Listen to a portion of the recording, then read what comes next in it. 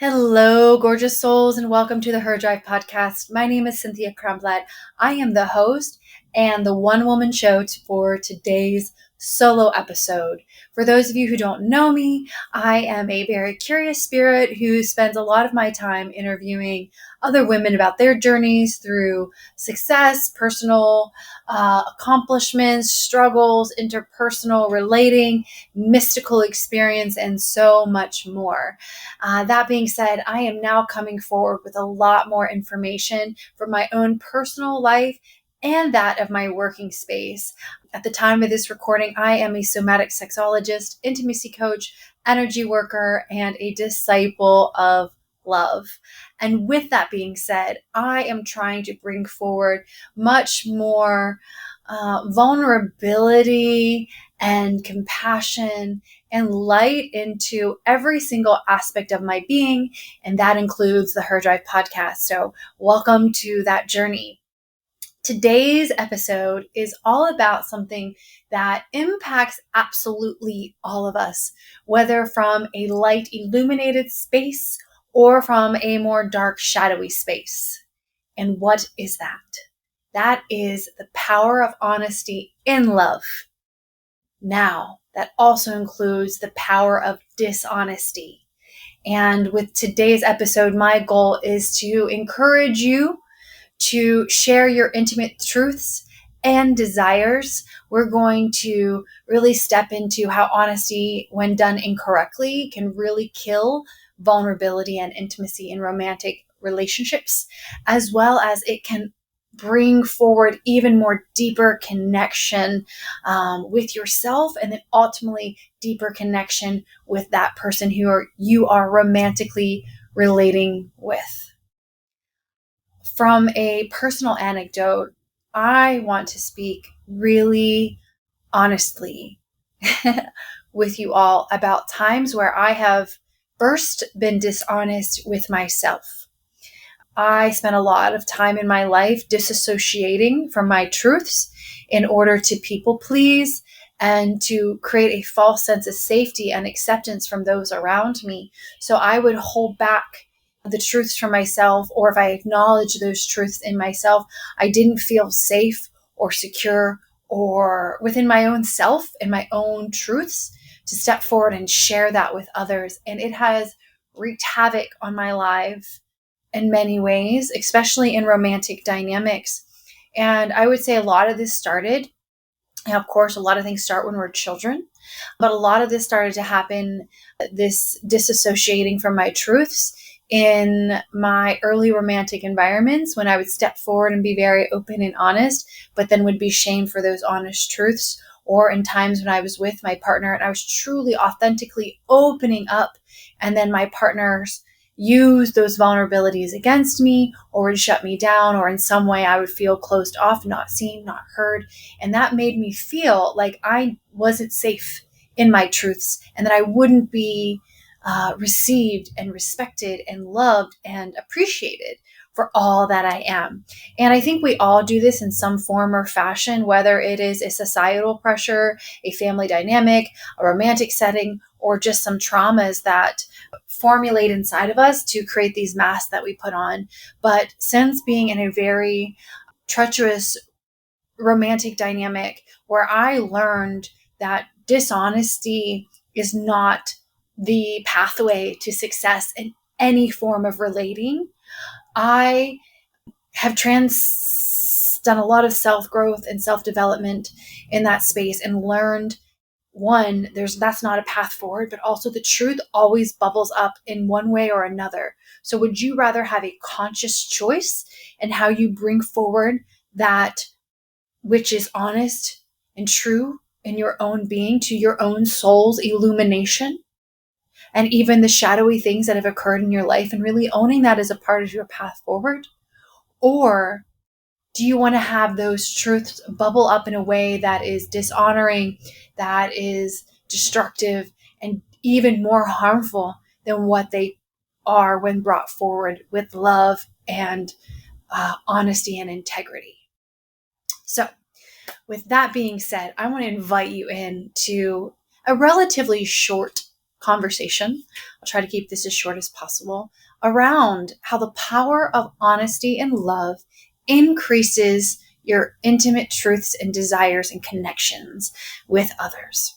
So, have you ever held back your desires, fearing how your partner might respond? Have you ever brought forward your desires and had your partner shut down or start judging you? Or some version of either one of those experiences? I absolutely have. And it's kind of heartbreaking, But I want to discuss why exploring honesty about desires is key to deeper romantic connection, but also feels really risky, right? And I'm going to touch on some things around how being honest can really kill vulnerability and intimacy in romantic relationships. And I think a lot of times we kind of are trying to preserve our connection by not being fully honest. But ultimately, it leads to some friction. But we'll go through ways about how your honesty might be delivered a little sharply. And that's why it's killing the intimacy in your relationship. So the first one is having honesty without sensitivity. So basically sharing intimate truths, desires, needs, boundaries in a harsh and unfiltered way, which can feel like rejection or painful comparison to your partner. So I'll give you some examples of that. You might be criticizing your partner's performance or dismissing their vulnerability in favor of your own. So you might be having mismatched timing. So bringing up your desires or fantasies without any context or emotional safety. And that can create defensiveness, or your partner might feel like, oh, I must not be doing this correctly, or I can't give you that fantasy, or I don't want to give you that fantasy, and really push back from you. And if you're not reading the timing of the delivery and the space, it could really go south. You might be bringing up fear-based transparency. So a lot of women do this, and I think they do it a lot in the beginning of a relationship, and they overshare as a way to push someone away or to test their acceptance. So I might truth dump upon you and confess things that I want you to know about me just to see if you're going to stick around. Can you handle all that is me? And then lastly, something that really kills intimacy is sharing your honesty in a way that feels like judgment. So I've done this, and this was not cool. Total fucked up way of delivering something. And I am going to encourage each and every one of you not to do this. So this is sharing a desire that's framed as a comparison to others and your partner's shortcomings. So, you could say like, oh, well, so-and-so's husband or so-and-so's wife or girlfriend does this, and maybe your partner doesn't do that. Or you could say on my end, like, oh, my past treated me like this, or I've had men do this for me, and not delivering it in a way that it's more loving. And an example that you could say is, rather than bringing someone out from the exterior and almost creating a triangulation of other people within your relationship, you can say, I really think it's sexy when men open the door for me. I really desire you to text me in the morning, let me know that you're up and what you're thinking about. And maybe if you're thinking about me, or it's really a big turn on when my man spends a lot of time kissing me and fondling my body before going into a more penetrated state of my body. These are softer ways to introduce your honesty and your vulnerability without creating comparison with someone else outside of your relationship. So all that being said, why do people avoid honesty in romantic relationships? This is really, I'll break it down into 4 points. The first one is fear of rejection or abandonment. So we believe that revealing true desires will make you too much or unworthy of love, or you fear that expressing your needs or boundaries will push a partner away, especially if you're unsure of where they're at within their desires and their frame of a healthy relationship with you. Number 2 is cultural conditioning around desire. So there's so many taboos and shame surrounding sexual or romantic desires. As a somatic sexologist, a lot of the work that we have to do is around shame, removal of shame, so that we can usher in self-acceptance, and then that builds self-strength. And this is who I am in my totem. And now I feel safe to express it, even if others might reject my desires. And this belief is really that good partners shouldn't need more than what they're given. And I think that's really a shame because, your needs are your needs, and there are differences between needs and desires, but your needs are something that you kind of have to have. If you think of Maslow's hierarchy of needs, like there's a buildup, right?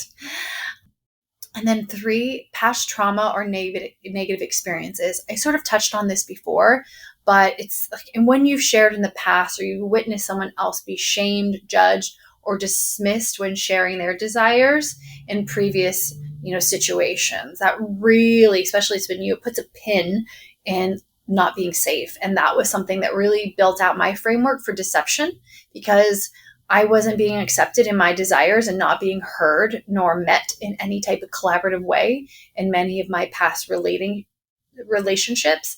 And I felt like I had to keep my desires to myself, or, what I call, and others in the industry call, unethical outsourcing, which can be done through the form of cheating, mainly it's cheating or some degree of that. And then 4, a lack of communication skills. Unfortunately, positive, healthy forms of communication are not the things that the Western society focuses on. And so many times we don't have the language or the understanding of how to properly step forward and really communicate our needs in a way that's non-threatening, it's very open and inviting to our partner, and a willingness to collaborate, right? So these are 4 things as to why, and I'll add it like that little extra one, is that we're not honest because we don't want to hurt the other person's feelings. We might share something that might hurt their feelings potentially, and we don't want to do that because that might cause a disturbance in our relationship even more and make it worse. And nobody wants that. So let's talk about finding your honest and authentic desires. The first thing I'm going to give you all is a journaling prompt. Some journaling prompts. And these are things I encourage you to really contemplate and not just visit one time, but visit over this series of maybe 1 week. Just really sit with yourself, get in a quiet headspace, maybe listen to binaural beats. And if you have a spiritual practice, imagine yourself like gathering up all of your energy and then bumping into your highest self. Like imagine yourself like jumping up into a higher frame of mind, a higher consciousness, and you can literally feel your energy like whoop, pop upwards. And ask yourself these questions. Number 1, what do I desire most in my romantic relationship? 2, what fears arise when I think about sharing these desires? 3, what would feel the most illuminated and connected if I share these desires with my partner and there was a positive outcome? So do this. And once you've answered these questions, and you've answered them very thoroughly over the series of a couple days and revisited them, I then want you to focus on the answer to the third question, the most illuminated state. How good would it feel if you were met in a positive way with your desires? And then I'm going to, encourage you to meditate on that feeling. Really like get juicy and kind of place yourself in what your body, your mind, your soul, every ounce of you, all your different layers feels like when you think about being received positively when you express your desires. And what that's going to do is do a quantum physics type of a wizardry, which brings you into a frequency of being received in a positive way. And we're not going to get into quantum physics specifically right now, but it's a really good way to train your consciousness to be able to hold all of that positive energy and really magnetize those experiences to you. Next thing, we are going to be identifying core needs and fantasies. So there's a difference, right? You might have fleeting wants. It's kind of like you're walking through a store as a little kid and you're like, oh, I want this, I want this, I want that, I want this. And then you realize that's just flashy things. Those are wants that are temporary and they're not really going to satiate you very long. Whereas your authentic desire is something that you have a long craving for. And ultimately there's need. And need is something that, you aren't going to feel your most whole self without this experience, without this expression. And you ultimately need to step into that type of embrace, that type of connection physically with your partner. For me, in my last relationship, I needed to have my yoni, my pussy, worshipped. My partner, no, I won't say never, but very rarely did that. There was very few worshiping of my body. And a lot of times I just felt like I was just like a pussy for fucking and a mouth for sucking. And that sucked because I didn't feel like I was being adorned, being worshipped at the altar of my body, right? And my most intimate space. So that was a need that was unexpressed. And ultimately now moving forward, I cannot be in a relationship that is sexual without having that met. And that is the way that we move forward and really we own what we need by not getting what we need ultimately. So when those things are suppressed, the voice becomes louder. I need this, I need this, I need this. So a fleeting desire might be wanting a sexy hot night out, whereas a core need and desire might be spending more quality time together and going deeply into your connection with one another is another good example. You also are going to want to release shame around your desires. So reframing your needs as natural and worthy of exploration. Because so many times we're not met in our needs, nor our desires and even our fleeting wants, we dismiss them, we quiet them. And that's what I did in my last relationship. I just said, I made up all these excuses, which I don't need to go into. And I did that in other relationships. And now, since doing a lot of work around my desires, my need, releasing so much shame, and also stepping into my authentic voice and authentic power, I feel very strongly that I can express that my need is a part of who I am. And this deserves to be met. And, then you can go into a collaborative communication with your partner about ways in which you can receive that need from them or in other ways. And then lastly, building trust with yourself first. I've touched on this a few times, but we really need to practice being honest with ourselves about your needs and your fantasies before you bring them to a partner. This is why somatic sexology coaching, which is what I do, is really helpful. A lot of my clients are men, and they are afraid to tell their wife or their partner something that they desire for fear of rejection or because they've been rejected before, or they're kind of scared. So we run scenarios where they actually practice sharing their need and practice being rejected, practice being received, and all these spaces in between. And then, that really firms up their column of confidence of stepping forward and talking to their romantic partner about the things that they need. And I tell you what, guys, once you step into this authenticity in your sensuality and sexual space, it bleeds out. It truly allows you to be even more upright, authentic, and in your integrity moving forward in so many other aspects of your life. So when you're finding your courage to share your intimate truths, we kind of need to set the stage for vulnerable conversations. You don't want to just be, walking through the mall and all of a sudden blurt out to your partner, I want this. We touched on this before. You need to set up a space and read the room, know when it's the right time. So my favorite thing to do is to first ask your partner by, giving them an invitation to have a vulnerable conversation. And you can say to your beloved, I've been reflecting on something that I'd love to share with you. Would you be open to hearing it? and when would be a good time for you. Then they can reciprocate on that time, and you can start to build this collaborative weaving together in your dynamic. So here's some inclusive language that you can include in your invitation. I've been thinking about how we can deepen our intimacy. What would you think about exploring this together? Adding those into your different desires. And then you need to prepare for mixed reactions. So you might need to understand that your partner may need time to process your truth, and letting them know it's okay for them to take time to process the truth. Some people may not have that language and not know how to express it, and they might think that you need to solve finish the conversation in that one sitting. And if they don't have that understanding of taking time, you can include that in the conversation. And then you're going to need to practice emotional regulation to hold space for their response, especially if it's a big request, which I see a lot of. You're going to prepare yourself because they might freak out. They might be like, yes, I'm so glad. Also, would you like to hear something I want to try?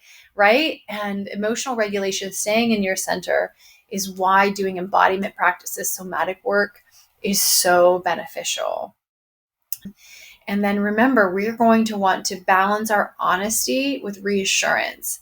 So be sure to pair your vulnerability with affirmations of love and connection. So an example of this is, I love what we have, and I want to share this because I trust you and I care about us. And I want you to know my innermost worlds, my innermost desires. And this allows for so much radical honesty between the two of you. And by stepping forward with your honesty, it is also an invitation for them to come forward to you with their honest truths. And then they can prepare for your response and have to regulate themselves, right? And it just becomes this really beautiful, flow of energy back and forth and welcoming each other. So the benefits of radical honesty in romantic relationships. And radical honesty is something that I tell myself all the time. Like, I need to be radically honest, not brutally honest, but radically. And radically comes, for me, it's like, I am here for it. I know this might trigger people, but I also know it might inspire people. And I also know that this is my innermost truth, and I must say it, because if I don't speak from the pit of my truth, then it causes pain to me and those around me. So by being radically honest and in your power, empowered honesty, you are going to be deepening emotional and physical intimacy. Having these conversations opens the door for shared desires, fantasies, and experiences, and it allows for deeper sexual connection and exploration. So many times people think they're just looking for sex and like an explosion, especially men, just a release, or women, like we just want to get off. But actually what you're looking for in romantic relating is intimacy. And intimacy can deepen. Even if you've been with the same person for 30, 40, 50 years, you can deepen in your intimacy by continuing to be more honest in your desires and your exploration. Also, it builds a foundation of trust. When your partner knows that you're coming forward, with your innermost honesty and truth and vulnerability, this creates a sense of security, that they know you're going to be honest with them, and that most people are going to respect your honest truth. They may not like what you say, but they're going to know that at least you, one, respect yourself, and then two, respect them enough to come forward and share the truth with them so that they can then make decisions from an educated standpoint. And I'll never forget, one of my former partners said to me, I had been dishonest about something where I could have just been honest. But I didn't, because I didn't want to hurt his feelings. He was going through a trying time. I thought that it would mess up things in his world. But ultimately, my dishonesty messed up both of our worlds, and definitely mine. But he had said to me, you should have just told me the truth so I could have made a decision for myself based on a place of full understanding of the entire story. And that made so much sense to me. And I will never not remember that lesson. And I'm very grateful to him for that. So allow that to sink into, your core. right? How would you like to be treated? Would you rather not know the truth? And then if you don't want to know the truth, that's deeper work of why don't you want to know the truth? That's a form of disassociating, in my opinion. And I think it allows for a lot of room to grow. And then moving on to the next part of why to be radically honest, there's freedom from resentment or suppression. So when you're holding back your desires, it creates distance, while sharing them fosters connection. And, you can't get a yes if you don't ask most of the time. And I think women a lot of times want things from their partners and expect their partners and people to read their minds. We're not mind readers. I mean, some of us are, but not fully, right? So ask for what you want. And then for my ladies out there, I find that many times we women don't know what a man means sometimes. And rather than just asking him directly, hey, what did you mean by that? Or do you mind expanding upon that point that you made earlier? We go ahead and we ask everyone else. We ask our coaches, we ask our therapists, we ask our friends, we ask everyone but the person who we want to know the answer to. And that's my favorite thing now is just ask, like, lean forward with curiosity, non-judgmental curiosity, and you're going to get the best out of people and you're going to truly learn them. And that way they're not suppressing their desires either, and they're not resenting you because they're not getting their desires met. And part of my work has been, well, I can't resent people if I didn't ask fully for what I wanted and didn't give them everything to know what I wanted, right? And that has helped me a lot in my interpersonal relating, my romantic relationships, working relationships. And I know that that can help you as well. And lastly, increase playfulness and adventure. Oh my gosh, my friends, one of my favorite things about this work is getting people to put the play back in pleasure. And that doesn't just mean fucking. That means like all of the way in which you interact. But in your romantic sexual relating, if you share your desires and the other person has these other fantasies, you can begin to add more play and adventure and what I call like adult playtime, adult creativity. And you get to create these storylines, whether it's role play or fantasy fulfilling in some other aspect. You do that together and it is so much fun. So much fun. If you need tips and tricks on that, I'm your girly. And then lastly, how does life change when you're honest about your intimacy and desires? Whew. Well, it changes for you first. You feel empowered by embracing your authentic self. And it is a journey to get there for many of us. But once you do, it feels so freeing. And then you can break free from societal and personal shame around intimacy and just, feel fucking liberated. And just true, whether you're blasting out that truth all over or just living in your truth, kind of like giggling behind your hand about your own intimate desires and connections and what's true for you. It's also going to impact your relationships. So you're going to experience greater alignment and satisfaction with your partner. You're going to strengthen your bond through your shared vulnerability and ultimately create a whole new world of experiences and connection that you otherwise would never have in your gray doldrum of suppression, right? And then ultimately, this is creating so much expansiveness for your future, and it helps develop the confident communication to openly express in all aspects of your life. And this is why I think romantic relating and coaching in this area is so important, because the root of our energetic body is down at the root. It is our life force energy. It's in our genitalia. It's in our sexual desires. And if we can start to harness and work with this in a positive way, we open ourselves up in such beautiful, magnificent, radiant ways that are authentic and filled with so much love and connection, and not just driven through a primal desire to fuck or get an orgasm, right? It deepens our connection with ourselves, with our partners, and ultimately with everything around us. So I would like to invite you all to reflect on your own romantic honesty. What desire or truth have you been holding back from yourself and from your partner? And this week, I just want to encourage you to take one small step. And if you're in a relationship, do this. Have an open conversation about one thing you've been yearning to share. Just one thing. And it can be small. And using the tools of open, honest, perfectly timed communication that have been planned upon through an invitation to your person. And even if you don't have a relationship, I encourage all of you who's listening to this to create a desire list with your partner or on your own, where you can individually or collectively explore, either, together or separately.